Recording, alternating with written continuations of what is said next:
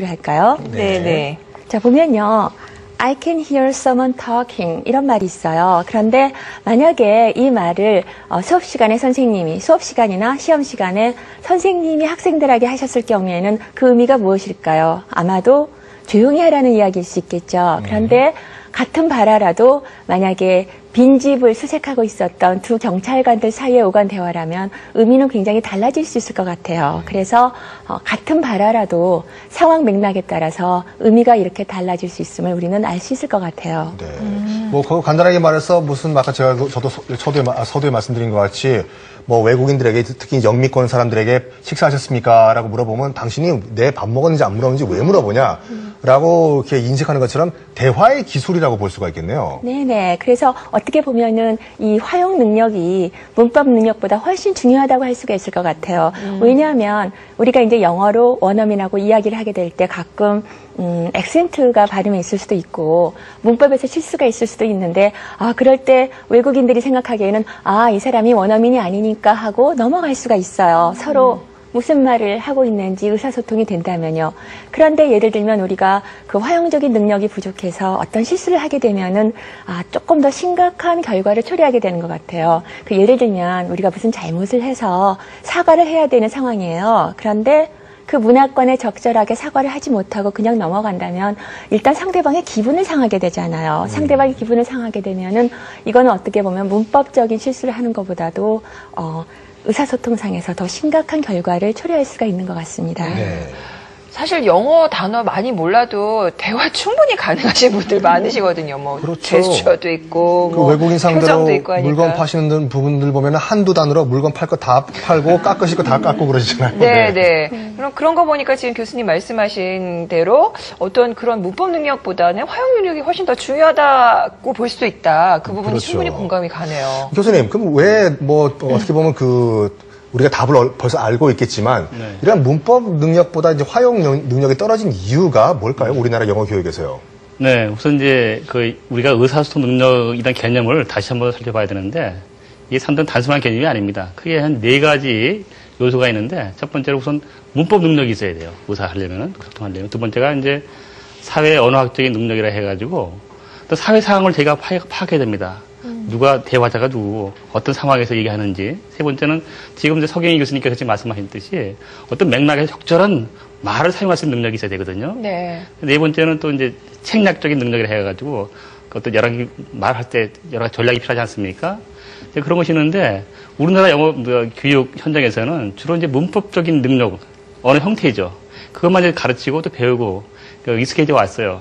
그러다 보니까 이 언어를 적절하게 사용하는 기술에 있어서는 가르쳐주는 분도 별로 없었고 선생님도 없었고 그다음에 배울 수가 없으니까 학생들이 언어 형태는 제대로 배우더라도 그걸 적절하게 사용할 수 있는 그 능력이 많이 떨어지는 것이 우리나라 영어 학습자들의 문제점이죠.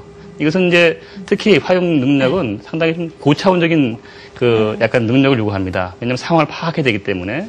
근데 앞으로는 이제 이런 부분에도 특히 이제 학교 영어 교육에서 많이 좀 신경을 써야 할 부분입니다. 네, 그렇습니다.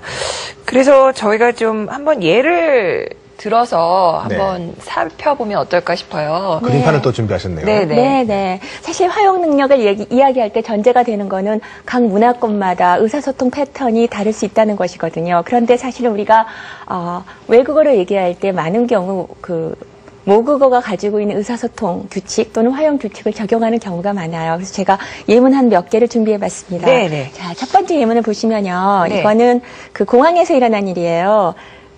일본인 여자 한 분이 짐이 2개나 되고 아기도 있고 아주 굉장히 힘든 상황이에요. 이런데 미국 신사분이 도움을 주겠다고 요청을 하셨어요. 거기에 대해서 답을 한번 보세요. 감사하다고 얘기하는 대신에 미안하다고 얘기를 하고 있잖아요. 그래서 아마도 이게 일본 문화에서는 상대방이 나에게 어떤 걸 베풀어 주었을 때 왜 그렇잖아요. 감사하기도 하지만 미안하기도 하잖아요. 네네. 그런데 일본 문화에서는 그럴 경우에 수미마생이라는 표현을 쓴다고 하네요. 그런데 그 수미마생을 해석을 하면은 미안하다는 얘기가 되기 때문에 영어로 얘기하면서 일본어의 규칙을 그대로 전이한 경우라고 볼 수가 있겠어요. 네. 두 번째 예문을 한번 보면요. 이거는 이제 칭찬을 어떻게 반응하는지를 한번 살펴볼 수가 있겠는데요. 자, 미국 분이 신발에 대해서 칭찬을 하자, 네. 그 일하너 화자가 대답하는 걸 한번 보세요. 사실 영어 문법상으로는 큰 무리는 없어 보이는데 사실 활용론적으로 조금 어색한 문장이에요. 이렇게 되는 이유가 이란 문화권에서는 칭찬을 하거나 또는 칭찬에 대해서 반응을 할 때 이미 알려져 있는 속담이나 격언이나 또는 관용화된 표현을 쓴다 그래요. 그러니까 말은 영어로 하면서도 생각은 모국어로서 하는 생각이 전달된 경우라고 할 수가 있겠습니다. 이란어를 좀 영어로 좀 해석을 좀 하면 어떻게 우리가 이해해야 될까요? 영어가요? 그렇게 멋진 걸 보실 수 있는 거는 당신의 눈이십니다. 뭐 이렇게 그러니까 되겠죠. 뭐 우리 누구 눈에 뭐만 보인다 네, 이런. 그렇죠. 네. 네. 다음은요, 네. 네. 그럼 마지막으로 세 번째 예문 한번 살펴볼까요? 이것도 비슷한 예문이라고 할 수 있겠는데요. 그 미국 영어 화자가 목걸이에 대해서 칭찬을 했을 때 그 사모아에서 온 여자분이 반응하는 걸 한번 보세요. Please take it이라고 그러는데요.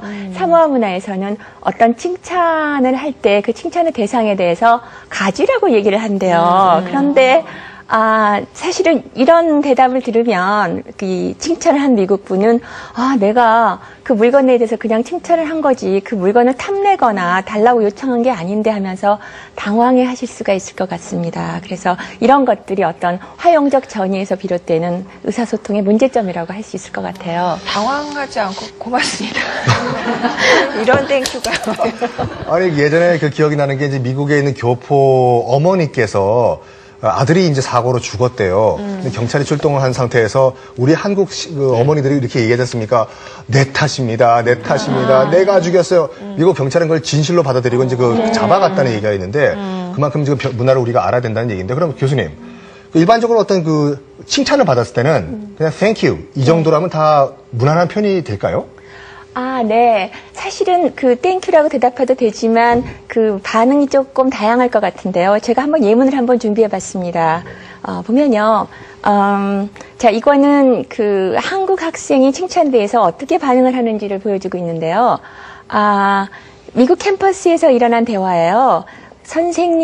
아는 선생님을 한국 유학생이 만나게 됐는데 칭찬에 대해서 어떻게 반응하는가를 한번 보시죠. 스카프를 칭찬했을 때 아무것도 아니에요 라고 얘기를 하고 두 번째는 또 칭찬을 들었을 때 새 것도 아닌데요 라고 얘기를 하고 그 다음에는 침묵 후 웃음으로 반응하는 걸 볼 수가 있어요. 그래서 이걸 보면 아마 우리도 칭찬을 들었을 때 이와 비슷하게 반응할 거라는 생각이 드는데요. 우리말에서의 어떤 화용적인 습관이 전이돼서 생긴 경우라고 볼 수 있을 것 같아요.